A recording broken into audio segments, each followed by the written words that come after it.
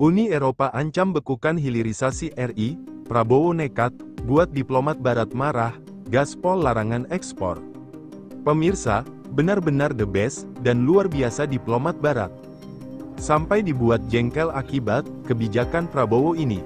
Bagaimana tidak, gugatan yang dicanangkan sejak beberapa tahun lalu harus dihempaskan oleh kebijakan Prabowo, yang justru memperluas hilirisasi. Dengan komoditas nikel saja UE sudah menggugat, apalagi ini dengan skala yang lebih besar. Prabowo Subianto memang akan melanjutkan kebijakan pemusatan industri di dalam negeri, ala Presiden Joko Widodo, namun hal ini tidak sepenuhnya sama dengan garapan Presiden Jokowi. Tentunya akan dilakukan beberapa perbaikan serta beberapa evaluasi dan inovasi, untuk menciptakan ekosistem industri di dalam negeri, yang benar-benar manjur. Prabowo Subianto berkomitmen, melanjutkan kebijakan hilirisasi Presiden Joko Widodo, untuk memastikan kekayaan Indonesia, dapat dinikmati dan dirasakan sepenuhnya oleh rakyat. Kekayaan kita masih belum sepenuhnya dinikmati oleh rakyat Indonesia.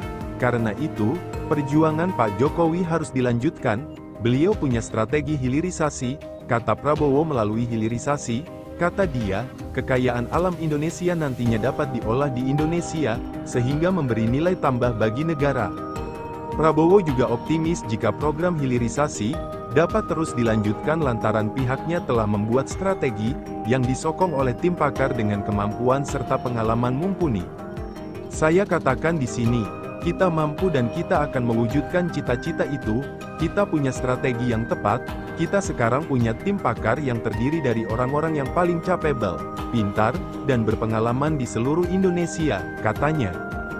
Dan kita sudah membuat suatu peta yang kita sebut strategi transformasi bangsa.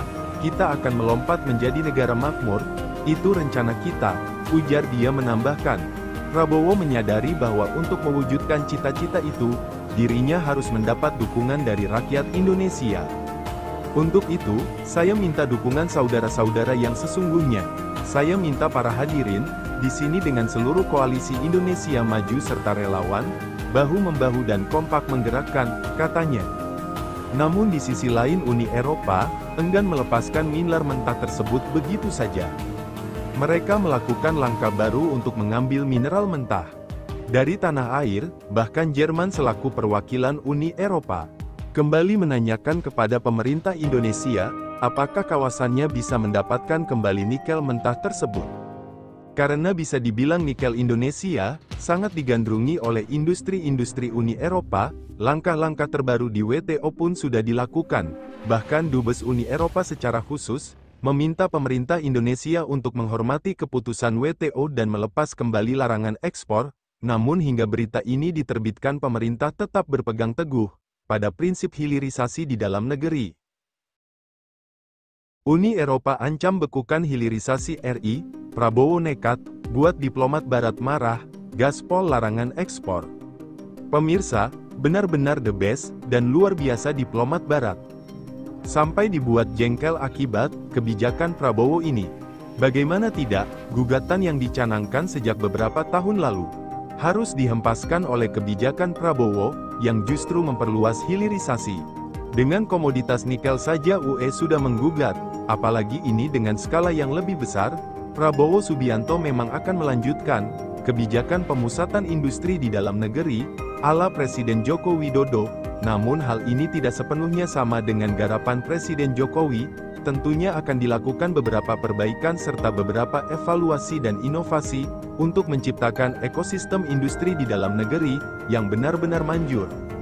Prabowo Subianto berkomitmen, melanjutkan kebijakan hilirisasi Presiden Joko Widodo, untuk memastikan kekayaan Indonesia, dapat dinikmati dan dirasakan sepenuhnya oleh rakyat. Kekayaan kita masih belum sepenuhnya dinikmati oleh rakyat Indonesia. Karena itu, perjuangan Pak Jokowi harus dilanjutkan.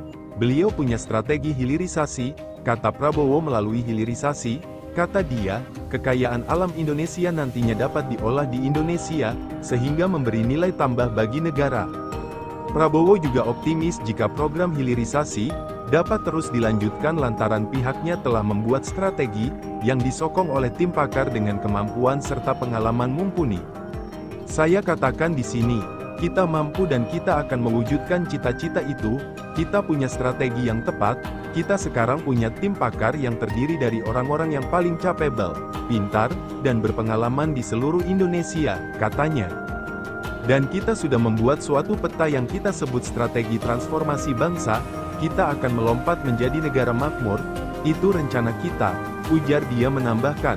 Prabowo menyadari bahwa untuk mewujudkan cita-cita itu, dirinya harus mendapat dukungan dari rakyat Indonesia. Untuk itu, saya minta dukungan saudara-saudara yang sesungguhnya. Saya minta para hadirin, di sini dengan seluruh koalisi Indonesia Maju serta relawan, bahu-membahu dan kompak menggerakkan, katanya. Namun di sisi lain Uni Eropa, enggan melepaskan mineral mentah tersebut begitu saja. Mereka melakukan langkah baru untuk mengambil mineral mentah dari tanah air, bahkan Jerman selaku perwakilan Uni Eropa kembali menanyakan kepada pemerintah Indonesia, apakah kawasannya bisa mendapatkan kembali nikel mentah tersebut.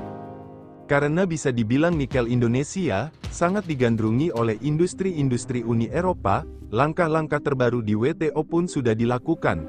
Bahkan Dubes Uni Eropa secara khusus meminta pemerintah Indonesia untuk menghormati keputusan WTO dan melepas kembali larangan ekspor. Namun hingga berita ini diterbitkan pemerintah tetap berpegang teguh pada prinsip hilirisasi di dalam negeri.